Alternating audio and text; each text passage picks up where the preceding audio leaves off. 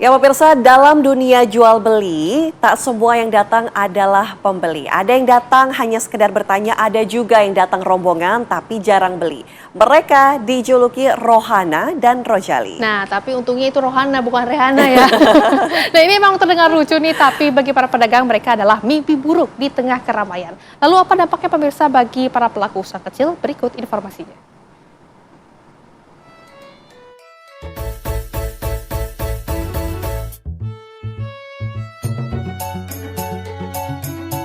Inilah wajah pusat perbelanjaan hari ini. Ramai, tapi belum tentu ramai rezeki. Lalu lalang pengunjung, padat, penuh tanya, tapi sepi transaksi. Mereka datang mencoba menawar, lalu pergi tanpa membeli. Istilahnya Rojali, rombongan jarang beli, dan Rohana, rombongan hanya nanya. Dan masih ada lagi istilah lain bagi pengunjung pusat perbelanjaan. Ramai datang, banyak tanya, bahkan sempat hingga mencoba, namun ujung-ujungnya bilang, muter-muter dulu ya kak. Mereka disebut dengan Rojali dan Rohana atau rombongan jarang beli dan rombongan hanya nanya. Saat ini saya sedang berada di Pasar Tanah Abang, Jakarta Pusat untuk melihat langsung bagaimana respon pedagang tentang istilah tersebut. Ikuti saya. Istilah Rojali dan Rohana beredar luas di media sosial. Awalnya hanya candaan pedagang online, kini jadi istilah yang menggambarkan perilaku konsumen kekinian. Iya, sebelumnya udah lama sih kata Rojali dan Rohana itu. Apa itu coba jelaskan? Rojali itu rombongan jarang beli, Rohana rombongan hanya nanya-nanya. Tanah Abang paling banyak. Iya. Dampaknya kalau lagi rame tuh, biasanya yang beli satu, yang ngantar banyak, CRT gitu. Bagi pedagang kecil, waktu adalah uang. Energi untuk melayani Rojali dan Rohana bisa jadi tak sepadan dengan hasil yang didapat. Apalagi jika itu terjadi berkali-kali dalam sehari. Omset harian pun bisa tergerus hanya karena terlalu banyak tanya. Udah milih-milih di kita, milih-milih coba-coba, akhirnya mbak saya lihat-lihat dulu ya, muter-muter dulu, akhirnya nggak datang lagi. Iya. Ini berdampak nggak sih sama tokonya nih kalau ada banyak Rojali Rohana? Nah iya pasti. Pasti ya. Harapannya apa? Untuk ibu-ibu dan bapak Rojali Rohana di luar sana? Buat ibu-ibu, kalau yang ini jangan PHP lah bu. Kalau emang nggak niat beli, jangan apa. Ini kadang udah kita siapin barangnya, tiba-tiba ibunya muter-muter dulu ya mbak, katanya gitu. Meski hanya sekedar nanya, bagi pedagang kecil yang mengandalkan omset harian, Rojali dan Rohana kadang menjadi beban tersendiri.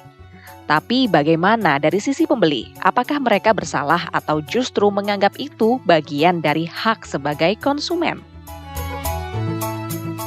Iyalah, kita harus pilih mana yang bagus. Walaupun ya, alhamdulillah ya murah meriah, tapi bahannya harus oke. Nah, itu aja, mempertahankan aja harga di sini, jadi kami jualnya pun enak. Jadi selain nanya kualitas, harga pun juga? Iya, harga pun juga mereka tanya gitu kan. Terima kasih Ibu. Nah, kasih. Di era digital, konsumen banyak pilihan. Mereka terbiasa membandingkan harga, kualitas, dan layanan sebelum membeli. Tapi tak jarang kebiasaan ini menjadi beban psikologis bagi para pedagang kecil. Apalagi jika mereka mengandalkan platform online yang penuh chat masuk tapi nihil transaksi. Selain itu, sebagai dari kelompok ini, ada juga pedagang tempat lain yang datang untuk mencari referensi dan harga terbaik. Ya kebanyakan kan baru main-main gitu Neng. Sekalian main jalan-jalan cuci mata gitu. Kalau kita makan emang buat jual lagi ya. Jadi kita mah belanja cari yang model bagus, terutama bahannya gitu Neng. Yang adem. Ibu-ibu sekarang kan yang penting bahannya nyaman gitu. Jadi yang kalem-kalem, yang buat tua muda masuk. Bagi pelaku UMKM, meladeni semua pertanyaan pembeli adalah bagian dari usaha. Namun di tengah kompetisi ketat dan margin keuntungan yang kecil, fenomena Rojali dan Rohana justru menambah tekanan emosional. Apakah ini bisa dianggap sebagai bagian dari dinamika pasar? Fenomena masyarakat hanya lihat-lihat saja di pusat perbelanjaan, rekreasi, hiburan keluarga tanpa melakukan pembelian barang sekunder dan tersier, ini ada beberapa indikasi. Salah satunya adalah daya beli masyarakatnya memang sedang turun. Ini dilihat dari banyaknya jumlah PHK, simpanan perorangannya rendah, pertumbuhan kreditnya juga rendah. Jadi masyarakat yang punya uang, mereka pun belanjanya di luar negeri, sementara yang menengah ke bawah, ya mereka hanya memanfaatkan mall untuk makanan minuman. Tapi dalam proses transisi menjadi leisure economy atau ekonomi yang basisnya adalah rekreasi dan hiburan di pusat perbelanjaan, ini tugas pemerintah untuk selain meningkatkan daya beli masyarakat, tapi juga harus bisa menginisiasi bazar, festival, sehingga yang kelas menengah yang masih punya uang itu tertarik untuk berkunjung ke mall. Ada night sales misalnya, dan pusat perbelanjaan juga harus lebih inovatif untuk menarik lebih banyak tinen di sektor makanan, minuman, dan hiburan keluarga.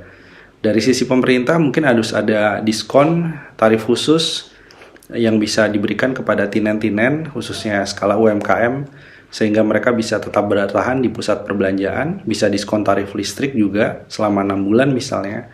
Tapi di sisi yang lain, harus ada level of playing field yang lebih adil antara para pedagang platform e-commerce dengan para penjual yang ada di pusat perbelanjaan. Karena biaya operasionalnya tentu berbeda dan aturan mainnya harus lebih jelas, sehingga tidak terjadi ketimpangan antara mereka yang berjualan di tinen, di pusat perbelanjaan atau mall dengan mereka yang melakukan perdagangan secara online. Antara keinginan untuk hemat dan hak bertanya, pembeli merasa wajar menelusuri banyaknya pilihan sebelum memutuskan membeli. Namun bagi penjual, interaksi tanpa transaksi tak selalu mudah diterima. Dari sinilah tarik-menarik emosional antara dua pihak terjadi.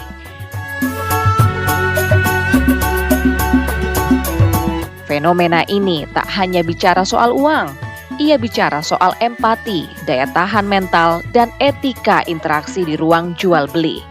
Rojali dan rohana mungkin hanya istilah candaan, tapi dampaknya nyata dan perlu jadi refleksi bersama. Istilah rojali dan rohana boleh jadi hanya candaan, namun bagi pelaku usaha kecil ini merupakan realitas ekonomi yang makin kompetitif. Nah, jadi siapa yang masih jadi rojali dan rohana? Dari Jakarta, Yulia Tridewi Gunawan Priyo, TV One mengabarkan.